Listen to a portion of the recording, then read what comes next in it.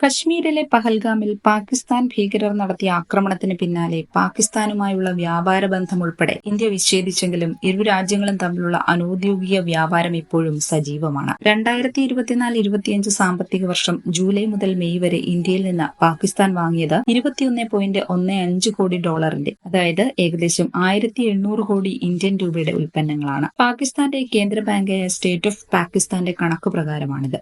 അതേസമയം പാകിസ്ഥാനിൽ നിന്നുള്ള ഇറക്കുമതിക്ക് കേന്ദ്ര സർക്കാർ വിലക്കേർപ്പെടുത്തിയത് പാകിസ്ഥാനി കയറ്റുമതിക്കാർക്ക് വൻ തിരിച്ചടിയായിട്ടുണ്ട്. മെയ്യിൽ വെറും $1000 പാകിസ്ഥാനി ഉൽപ്പന്നങ്ങളാണ് ഇന്ത്യയിലെത്തിയത്.